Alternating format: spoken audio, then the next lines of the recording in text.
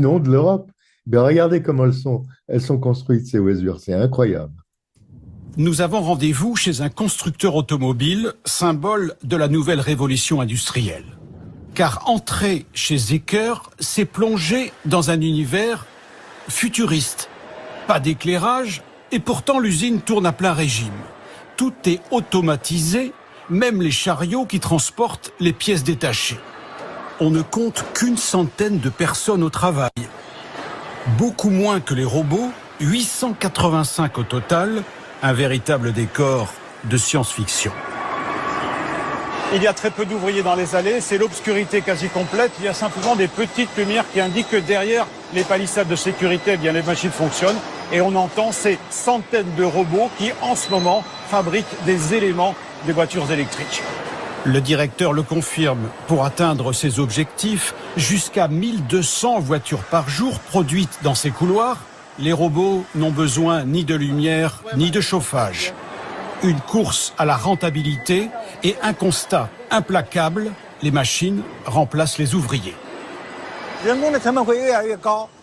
On a constaté que le coût de la main-d'œuvre est de plus en plus important.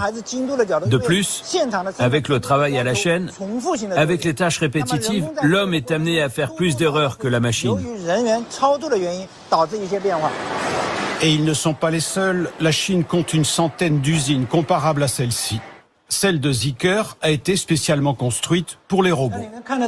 Voici l'écran de contrôle. On peut voir toutes les lignes de production. On a en ce moment 296 voitures en cours de fabrication. Chaque pictogramme et chaque couleur correspond à un modèle de véhicule. Une entreprise à 100% robotisée, pilotée par l'intelligence artificielle, je crois que c'est l'avenir dans notre secteur.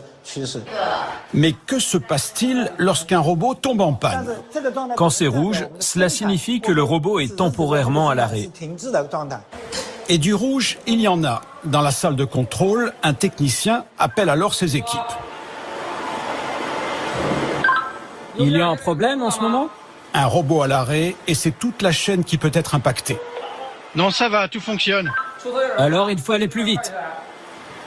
Et ce sont eux, les rares ouvriers, qui interviennent sur les machines. Ils sont 7 fois moins nombreux que dans une usine classique. Xiao Weiqi travaille dans le secteur automobile depuis 20 ans. Avec l'automatisation, son métier a été totalement transformé. Notre travail consiste simplement à aider les robots. Quand les robots font les soudures, on vérifie, c'est tout. Par rapport à mon usine précédente, c'est un gros changement. C'est quand même incroyable, hein? Et alors, toutes ces machines, eh bien, écoutez, on les retrouve en Europe. Regardez, en Autriche, il y a un premier